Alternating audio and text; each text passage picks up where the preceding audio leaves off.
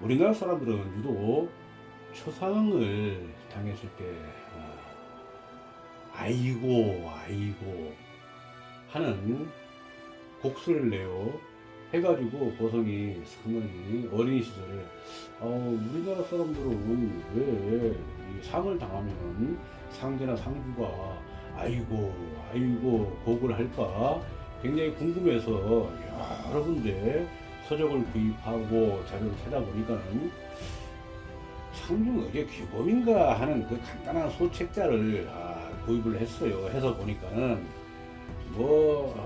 상중에 몇 번의 곡을 하고 탈삭 때는 어떻고 해가지고 여러 가지 내용이 있는데 그 내용 자체가 정론은 아니에요. 정론은 아니고 정설도 아니고, 그리고 그게 우리나라 고유의 뭐 전통 의례라든지 규범이라든지 그것 또한 아닌데 그러면은 왜 유독 우리 한국 사람 조선 민족은 초상을 당했을 때 아이고 곡을 했을까 하는 의문이 굉장히 많았어요. 그래서 여러 가지 자료를 이렇게 찾아보고 섭렵을 하다 보니까 아이고라는 이런 표현을, 이런 단어를 쓰는 민족이 전 세계적으로 10여 개 정도 민족이 있고, 그리고 그 중에서도 동남아 이쪽 지역에 이게 편중이 되어 있어요.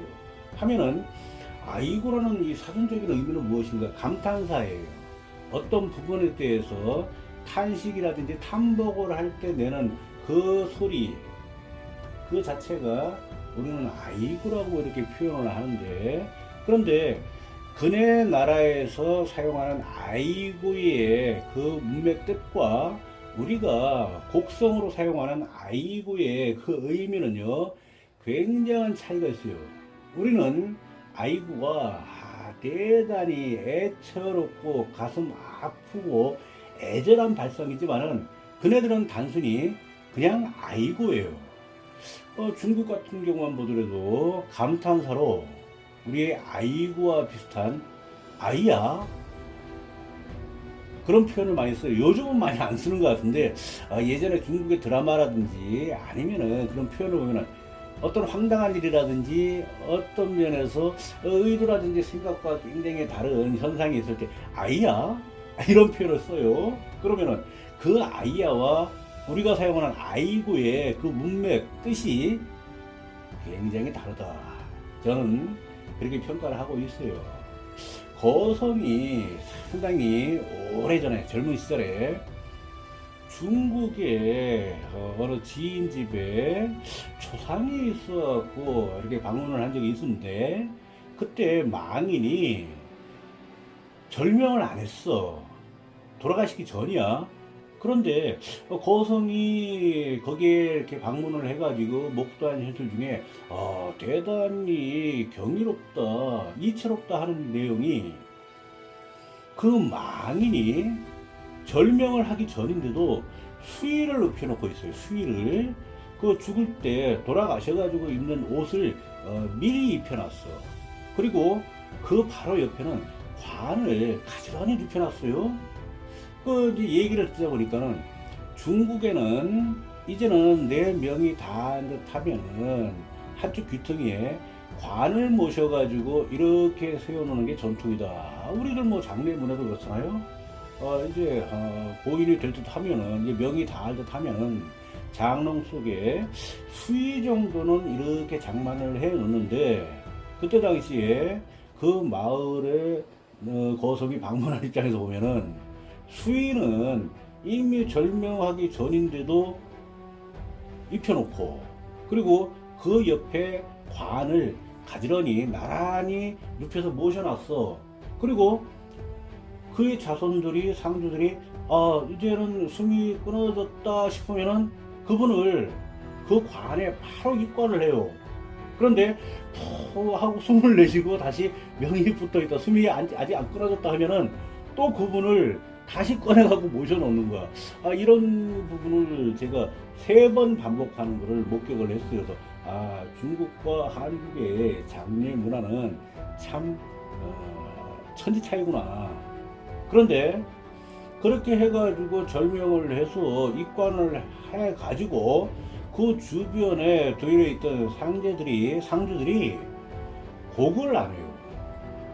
단지 눈물을 흘리면서 그냥 끄끄 참아나가는 그 울음 정도.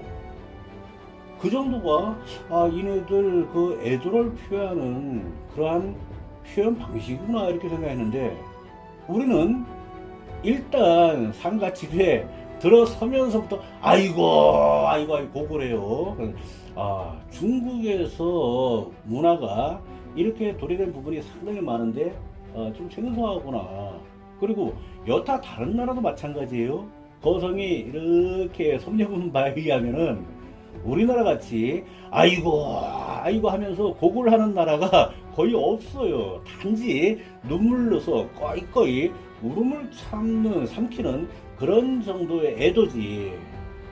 그러면은 자, 과연 우리나라의 이 곡소리 아이고 하는 이 곡성을 내는 문화는 어디에서부터 비롯되었는가 하고 여러 가지 자료라든지 문헌을 찾아보니까는 그 외에 뭐 10여 개국에서 아이고 뭐니나 하는 그러한 어원 문맥을 사용을 하는데, 상가집이라든지 처장집에서 곡소리로 사용하는 그런 경우는 아니다, 이런 결론에 도달을 했고요. 그리고 얼마 전에 어느 블로그에 그 의견을 보니까는 아이고의 어원이 이집트에서 유래가 됐다 하는 그러한 의견도 있더라고요. 이집트 문자라든지 이집트의 표현, 그러한 언어에서부터 비롯이 됐다라고 그렇게 표현된 문헌도 있더라고요. 그런데 거성이 이렇게 평가하고 경험하고 공부한 바에 의하면은 아이고 하고 곡소리를 내는 통곡을 하는 이의 근원은 불교에서 비롯되었다. 거성이 얼마 전에 갈갈이 우리 박준영 씨 그 어원에 대해서도 잠깐 거론한 적이 있는데, 우리가 일상적으로 사용하는 언어 중에 특히 한문이라든지 한자로 표기되지 않은 순 우리말에 근거한 어원, 표현, 이런 부분이 불교에서 유래된 경우가 굉장히 많아요. 갈갈이 해가지고 갈이 찢는다, 찢어 발긴다, 분쇄를 한다, 그런 내용이고, 그거는 부처님의 전생 본생담에 나와 있는 그 가리왕의 횡포 전행, 부처님의 사지 육신을 갈갈이 찢어버리는 그 주체 원흉이 바로 가리왕이기 때문에 가리가리 해가지고 그 이후에 찢어 발기는, 요즘은 그렇잖아요. 찢는다 하면은 대명사가 누구예요? 찐 누구? 정치적인 용어이기 때문에 거성이 발설을 못해도, 아무튼 찢는다 하면은 요즘 대명사가 그분이잖아요. 그분. 그랬듯이 그때 당시에 찢어 발긴다, 훼손한다, 위해를 강한다, 횡포를 한다, 가리가리 발기발기, 능지처참, 이런 부분의 표현 어원이 가리왕, 가리에서 비롯되듯이 우리가 초상집이라든지 상가집에서 아이고 하고 이 곡성을 내는 것도 불교에서 유래가 됐다, 불경에서 유래가 됐다. 그 대표적인 경전을요, 물론 여타 경전에서도 이런 표현은 많이 있어요. 그 표현이 뭐냐면은 바로 하이고, 우리가 금강경을 이렇게 독송하다 보면은 가장 대표적으로 기억에 뇌리에 남아드는 그 문구가 뭐냐면은 어이우나, 너는 어떻게 생각하느냐, 어이우나. 그리고 왜냐 하면은 무엇이기 때문에 그러합니다 라는 뜻의 하이고, 이 하이고라는 표현이 이 경전에 굉장히 많이 대두가 돼요. 하이고 수백 문구가 이렇게 하이고 이렇게 대두가 되는데, 우리가 이 금강반야 일경을 독송하다 보면은요, 부처님이 수보리에게 의사를 전달하고 너의 뜻은 어떠냐라고 그렇게 문답 형식으로 이루어진 그러한 경전의 내용이에요. 여기도 하이고 어이구나 하이고. 그러면은 이 하이고라는 어원이 어떻게 우리가 초상집이라든지 상가집에서 아이고의 근원이 되었는가, 거성이 이제는 추론하는 게, 자, 고려의 불교 한국의 시대를 끝내고 이제 조선조로 접어들면서 불교 억불숭유 정책이 시행이 됐어요. 그러면요, 그 이후에 억불숭유에 즈음해가지고 여러가지 여타의 화엄이라든지 법화라든지 그 외 교종은 이제는 쇠락을 하고, 조선 정책 차원에서 교종을 쇠락을 시켰어요. 왜냐면은 교종의 법문이라든지 아니면은 그의 내용 자체가 민중을 계몽하고 선동하는 그러한 역량이라든지 요소가 굉장히 많았어. 하다 보니까는 이 조선조를 이끌어가는, 운영하고 경영해 나가는 이 정책 이반자들이 불교의 교종 자체, 이 경전 자체, 화엄이라든지 또는 이 법화 경전 자체가 백성들을, 민중을, 중생들을 선동하고 계몽하는 그러한 요소가 굉장히 많다 해가지고 이를 철저히 억불의 요소에 가미시켜가지고 이제는 핍박을 가했죠. 그런데 유일하게 그때 당시에 억불의 상황에서도 조금 느슨하게 풀어졌던 게 바로 선종이에요. 선종은 우리가 일반적으로 선종의 대표적인 그런 주자, 경전, 조계종이죠. 그리고 조계종, 이 조계의 경전이 바로 금강경이에요. 금강경은 단순히 부처님하고 수보리의 그러한 문답의 형식이고, 그리고 어떤 부분에서 많이 희생하고 양보하고 너가 포기해라, 순응을 해라, 그리고 거기에 따르는 너의 희생, 포기, 이런 부분에 대해서 상당히 강변하고 강요할 수 있는 내용을 언뜻 보면은 표출할 수가 있어. 이게 금강경의 내용이에요. 그러다 보니까는 이 선종의 금강경전 자체는 어느 정도 통용되고 인용이 돼 가지고 그때 당시에 불교의 명맥을 유지할 수가 있었는데, 그러면은 고려 때부터 쭉 이어져 내려온 우리의 그 상중 상제의 관행은요, 금강경 독송을 많이 했어요. 금강반야 바라밀경, 이 독송을 많이 했는데 상당히 애달프고 애처로운 상가에서 이 금강경을 한 번만 독송하는 게 아니고 수십 회 정도를 반복적으로 독송을 했어요. 그런데 이 금강경 독송을 자세히 듣다 보면은요, 뇌를 속에 꽂히는 게 딱 두 마디야. 어이운하 하이고.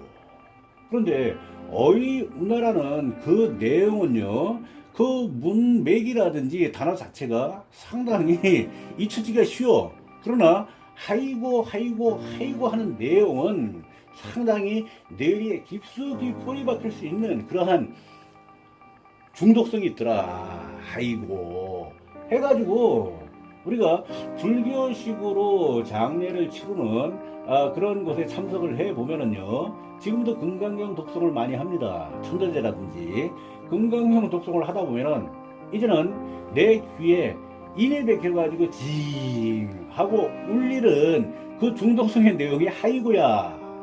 그러면은 일반 다중이라든지 민중이라든지 백성들이 이 금강경 독송을 마치고 이제는 마무리가 됐을 때, 이 도가, 제가 천도제가 마무리가 됐을 때 기억에 남는 건 하이고밖에 없는 거야. 그리고 이 하이고는 그 제를 올리는 와중에, 천도제를 짓는 와중에 계속해서 막 수백 번이 반복이 되다 보니까 일반 민중들, 백성들의 의식 속에 애절함을, 슬픔을, 안타까움을 그렇게 표현하는 용어구나라고 그렇게 인식되고 풀이 바뀔 수 있는 여지가 역력해요. 너무해요. 하다 보니까는 반복적인 그 과정에 의해 가지고 하이고, 여기도 하이고잖아요. 이거 찾아보면은요 수백 번이에요. 어이구나 수보리 하이고, 부처님께서 뭐 어이구나 하이고 해가지고 이 금강경의 내용을 인식하고 인지하다 보면은 하이고. 그런데 이 금강경 경전 자체가 장례 때, 천도제 때 빈번하게 많이 사용이 됐고, 그리고 그렇게 많이 사용이 되고 빈번하게 독송이 되다 보니까는 특정하게 거의 뭐 중독이 될 정도로 그렇게 들어온 얘기 아이고 해가지고 우리가 슬픈 자리에서, 애처로운 자리에서 애타는 일, 특히 소중한 사람들의 그러한 추상 상중에 아이고 하는 이 어원이 됐다. 그런데 하이고가 왜 아이고 됐냐? 우리가요 제라든지 아니면은 여러 가지 행사에서 이 금강경을 독송하다 보면은 하이고의 하자 발음이 기력이 딸려가지고 이제 기력이 쇠질해가지고 하 발음이 제대로 안 나와요. 하이고 해야 되는데 하 발음이 조금 누그러지고 꺾여가지고 아 발음으로 그렇게 발성이 되고 또 들리는 경우가 있어요. 그래서 하이고 하다 보니까 아이고 해서 곡성이 됐다. 상가지 추상집에 곡성이 됐다. 그런데 어떤 분들은 아이고는 애고가 애원이다. 상당히 애처롭고 안타깝고 고통스럽다 해가지고 애고가 아이고 애원이다 그러는데 이거는 틀린 말이에요. 아이고의 줄임말이 애고야. 그런데 애고라는 말은 한자 명기로 분명히 있어요. 그 표현이 있어요. 그러나 애고 하는 말은 상갓집에서 내 부모가 소중한 사람이 명을 다했을 때 내는 곡소리가 아니다. 이 부분을 우리가 명확하게 구분을 해주고 잘못된 부분은 잡아줘야 돼요. 그래서 거성이 그러면 뭐 짧은 식견 소견 그런 거 절대 아니에요. 거성이 이 금강경 공부도 굉장히 많이 해요. 금강경 공부를 굉장히 많이 하는데 금강경 공부 이게 이제 거성이 공부하는 금강경 서책이에요. 근데 금강경 공부를 왜 하느냐? 거성은 법화 행자 아니냐? 묘법 영양책만 열심히 수지 독송하고 그렇게 실행을 하면 되는 거 아니냐? 그런데 거성이 추구하는 바는요 반드시 묘법 연화경, 이 법화경의 불설이냐 비불설이냐 이 부분을 명확하게 판가름을 해가지고 우리 불종님들에게 그 부분에 대해서 짚어드려야 돼요. 명확하게 이거를 강설을 해드려야 돼. 그런데 거성이 여태까지 불경을 공부한 바에 의하면은요 우리가 금강화음이라든지 그 외에 방등 경전을 모르고는 절대 법화 경전의 그 진리를, 실상을 이해할 수가 없어요. 우리 많은 도반들이 그렇게 얘기를 해요. 법화 경전, 대승 경전은 불비설이다. 이렇게 표현을 해요. 그러면 거성은 아주 젊은 시절 어렸을 때부터 무슨 얘기 하십니까? 법화 경전은요 대우주 이 삼라만상의 정확한 진리와 실상을 나열하고 거기를 이렇게 표출한 그 내용인데 다큐멘터리인데 그러나 실질적으로 법화류에 계시는 많은 분들이 법화경은 묘법화경은 소설이다 문학 작품이다 하는 이런 헛소리를 하고 있어요. 개소리를 하고 있어요. 해가지고 거성이 지금 집필을 하고 준비하는 것도 야 어떻게 이 불전에 대해서 이 정도의 상식을 가진 사람들이 이 법화경을 수지한다라고 그렇게 떠벌리면서 나서고 있느냐, 상당히 안타까운 현실이에요.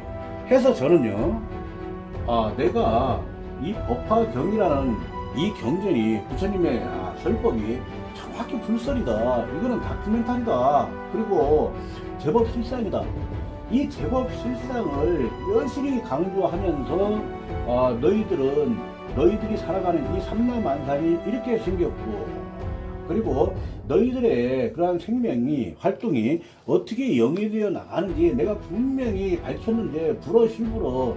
그런데 너희들은 아직까지도 이 법화 실행을 하면서 법화 행자라고 그렇게 떠버리면서 이 묘법 연화경을 진실경이 또는 법화경의 불설, 부처님의 진짜가 불설임을 인지하지 못하고 그렇게 환상 속에 사로잡혀 사느냐, 그 부분이 안타까운 거예요.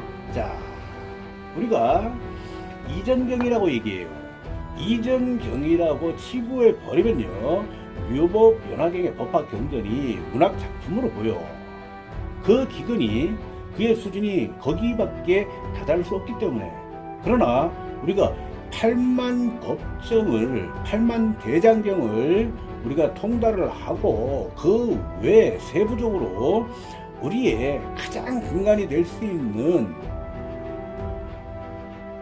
금강경이라든지 화엄경이라든지 그 외에 아함의 기본 기초까지 섭렵을 하다 보면은, 이게 바로 진실이구나, 이게 바로 묘법 연화경의 백미구나, 진정한 제법 실상이구나 하는 거를 여실히 느낄 수 있어요. 거성이 고심하는 거는 묘법 연화경을 구체적으로 강서를 해야 되는데 과연 어느 시기부터 해가지고 나와 같은 이 감정과 감동을 우리 불중님들이 느낄 수 있을까, 여실하게 체득할 수 있을까, 이 묘법 연화경의 진실을. 자, 홍익학당에 그분이 법화경, 금강경, 화엄경 중에 어느 경전이 최상의 경전입니까? 라고 했을 때 화엄경을 꽂았어요. 근데 저는 그분의 그 강연을 듣고 실상을 몰라도 너무 모르는구나.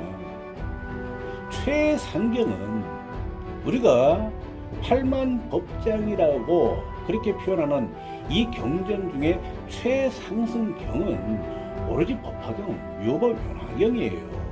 왜 묘법 연화경이냐면 제법의 실상은 우리의 실상이다, 실생활이다, 현실이다. 그런데 우리가 현실로서 인지하고 인식하면서 적용해 가지고 활용할 수 있는 게 나에게는 가장 소중한 요소가 된다. 우리가 이 한 세상을 살아가면서 과연 내 한 세상을 가장 값어치 있게 성불도로 이끌어 나가고 활용할 수 있는 그의 비책은 역시 묘법 연화경, 법화경이다. 제법의 실상이다. 우리 중생들이 제법의 실상을 인지하고 인식하는 그 순간부터 우리는 부처로의 행로가 가까워진다. 이 부분을 거성이 강조 드리는 거예요. 거성이 금강경을 공부하고 화엄경을 공부하고 방등 12부경을 공부하는 이유는 법화경의 진실성, 제법의 실상을 명확하게 확인하고 설명할 수 있는 그 여건 조성이 있다 하는 것을 우리 불종님들에게 강조드리는 바예요. 역시나 묘법 연화경은 이 지구 사발을 살아가는 우리 중생들의 교법이고 귀감이다. 방향타예요. 길라잡이에요. 이 부분을 망각하지 않는 한 우리는 불성에 충분히 도달할 수 있다라고 장담드리는 바입니다.